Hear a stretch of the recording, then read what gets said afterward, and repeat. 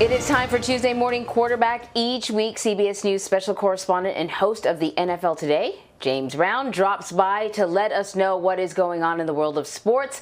And this week, we found out who's going head-to-head in this year's Super Bowl. Tom Brady is heading back to the Super Bowl. The 43-year-old will appear in his league record 10th championship game, and he's done it in his first season with his new team, the Tampa Bay Buccaneers, after they beat the Green Bay Packers on the road last Sunday. Meanwhile, defending champions Patrick Mahomes and the Kansas City Chiefs will try to make it 2 Super Bowl wins in a row. It was another playoff comeback for Kansas City, who beat the Buffalo Bills after trailing by 9 points in the first quarter. Of course, just a friendly reminder, you can watch Super Bowl 55 on Sunday, February 7th on CBS. All right, JB, you are, the host of Inside the NFL on Showtime as well, and you are with us. So that was bringing everyone up to speed if they don't already know. But as you know, if the Eagles aren't playing, I'm usually not paying attention. But even I know that this is a really, really big deal. Fantastic weekend of football. On Sunday, the Tampa Bay Buccaneers outlasted the Packers up in the frozen tundra of Green Bay. Later on that night, the Kansas City Chiefs looked absolutely spectacular in their win over the Buffalo Bills, setting up an excellent Super Bowl pairing for CBS. What can we expect? That was like a 3-minute package, Emery, from beginning to introducing JB. And then I'll just repeat myself about the details. Well, as you and Vlad both know, anchoring like you do, I often ask the writer or the producer, hey, can you just truncate that? That's the show right there. So, and I'm also right. That's going to make me sweat. So I want you and Vlad to help me to walk through this as I literally huffing and puffing am right here after all the Super Bowl prep. But look, we couldn't ask for better on CBS in terms of headlines with Tom Brady and the Buccaneers, and of course, Patrick Mahomes. You talk about young versus old. The young Patrick Mahomes, he is on a trajectory that is like none other. Mr. Calm, Mr. Cool. You've heard me use the adjective, if you will, in describing him as preternatural. He is that good. But Tom Brady, hey, Vlad and Anne-Marie, I think I'm going to have to acquiesce and say he is the greatest of all time. He's not the greatest athlete, but he is the greatest leader. What he has done is simply phenomenal and beyond the age of 40, and he doesn't look as if he's going to slow down. Look, he didn't have a perfect game.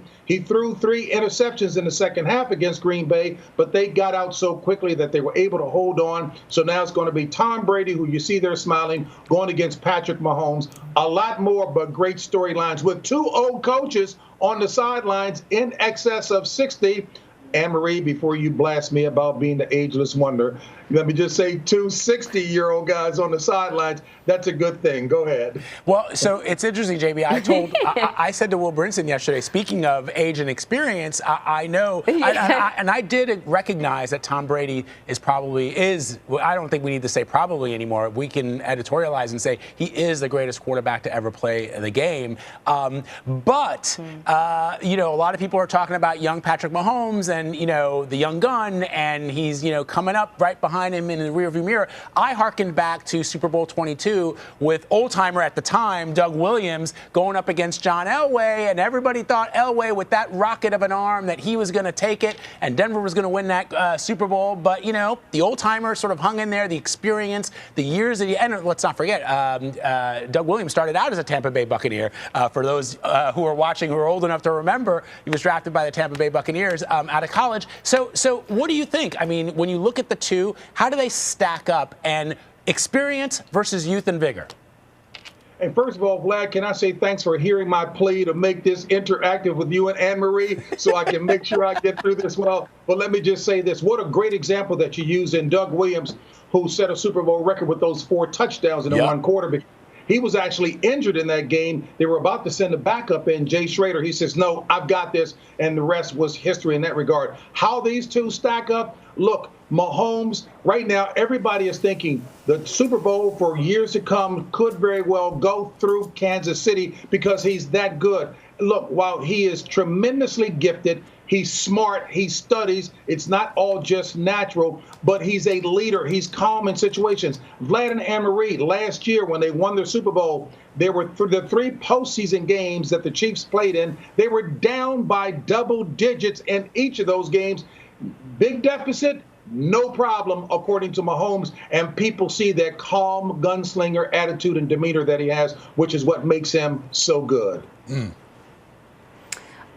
So, listen, I'm going to sort of switch things up a little bit because this is actually a pretty somber anniversary. I think all of us can probably remember where we were when we heard that Kobe Bryant had passed away. I remember because I was in Lower Merion, which is the area where he went to high school. It's where my daughter goes to high school, or goes to school rather, and I happened to be there that weekend because she had a school function. And so I was surrounded by people who were very prideful about saying that Kobe Bryant came from their area. Today marks the one year since the NBA lost that superstar. He died at 40 years old alongside his daughter Gigi, and of course there were 7 other people in that helicopter when it went down in Los Angeles. He's gone too soon, of course. JB, there's also 2 other Hall of Famers as well that recently passed away. A lot of loss. Hey, and I wanted to make sure we did. Thank you, Anne-Marie, for checking that one off the box, because Sharon Dowd, I just called her the big wig there, she was asking if we were going to mention that, because Kobe's impact on the league is still being felt, and the legions of young people who are trying to follow in his footsteps. But the world of hockey also bid farewell to a Toronto Maple Leafs great, Mr. George Armstrong, at the age of 90. He was one of the first NHL pros of indigenous descent, if you will, a 7-time All-Star who won 6 Stanley Cups and played the most games in Maple Leafs history. And certainly hockey is near and dear to my heart, because I did host a hockey show when I was over at Fox. And it's amazing how little kids come up and they say, when they see me, James Brown, godfather of goal. So I've got to make sure I do my part there. And then, of course, just 2 weeks after Dodgers great Tommy Lasorda passed away, another Dodger great, that would be Don Sutton, he passed away as well. He played most of his career in the state of California.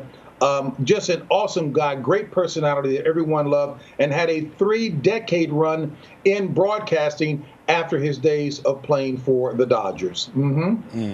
And let's also talk about, of course, JB, the great Hank Aaron, Hammer and Hank, who you knew almost 2 years ago to the day. You interviewed him during CBS's coverage of Super Bowl 53 when the game was in Atlanta. JB, I just want to know what your impression of Hammer and Hank was, what you learned from him, because I know that over the course of the last couple of days, everyone has talked about his stats, the 755 home runs, the 2,297 RBIs. But when I talked about him on CBS this morning, I also focused on the racism that he endured, specifically after he broke Babe Ruth's record. And I was struck by 2 quotes, one with Bill Rhoden from the New York Times and another one I think he gave to Major League Baseball, when he said that, it really, really, really pained him to see the kind of mail and the kind of hate that he got in the wake of that. And he struggled to understand why people hated him for something as simple as breaking a white man's baseball record. What did you learn?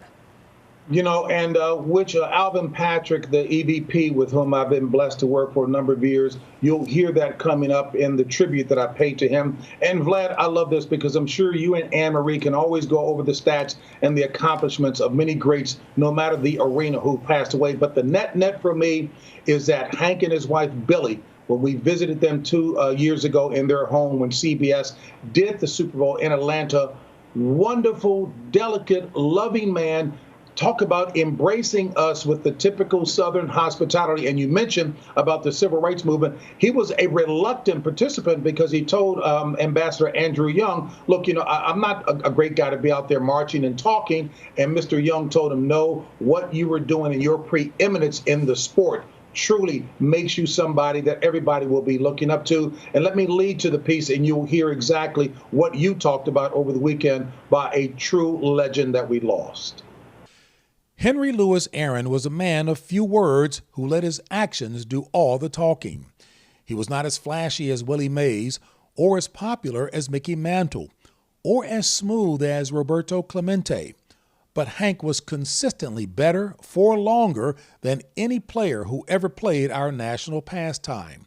He is the only player to ever hit at least 20 home runs in 20 consecutive seasons, and no one has driven in more runs than Hammerin' Hank. But Aaron made his most enduring mark as a civil rights hero in 1974 when he bravely faced racist taunts and death threats on his way to breaking Babe Ruth's home run record. Of the over 3,000 letters Aaron received during that time, much of them were hate mail from people who could not stand to see a black man eclipse a white man in any way. The soft-spoken Aaron famously said of that time, quote, "It really made me see for the first time a clear picture of what this country is about. They carved a piece of my heart away." In 2002, Aaron received the Presidential Medal of Freedom, America's highest civilian honor. Thank God Henry Aaron's heart was so big that he was able to accept the love he gave a country that at one time did not love him back. So Vlad and Anne-Marie, with all that we're dealing with, and we see what Mr. Aaron dealt with all that time ago, we're still dealing with the same issues now, but the way he modeled it was indicative of the love that he had in his heart. Vlad and Anne-Marie, I know people talk about trying to find intelligent ways, novel ways to deal with the issue. At the end of the day, his life modeled that the answer to all of this is still love. People don't like to hear that as a panacea, but at the end of the day, that is exactly what it is. And let me just also give the both of you big thanks. I'll go anywhere with you guys because as I dash in here having no clue which direction to go, you two are so smooth. I appreciate it. Well, we appreciate you, JB, as always. What a beautiful piece. You make us look smooth, yeah, JB. You really do, man. You really, really do. And that piece was so wonderful. And I love how you had that quote that he talked about carving a piece from his heart. I wasn't a huge baseball fan growing up. I was mostly a football fan, but I did have one poster on my wall of a baseball player, and it was Hank Aaron driving in that home run to overtake Babe Ruth in home runs, and that was the only one that was on my wall for many, many years. So thank you for that, JB.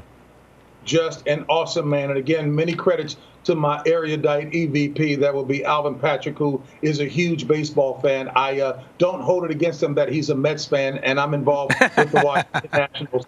But Vlad and Anne-Marie, thank you guys so very much, and hopefully I'll see you guys next week when we talk about the big game in greater detail. Yeah, we're looking forward to that, JB. And, of course, Definitely. We love Alvin Patrick as a Renaissance man around here, around these parts at CBS News. As always, JB, we love you. We thank you, man. We'll see you next week. Hey, God bless you guys. Take care.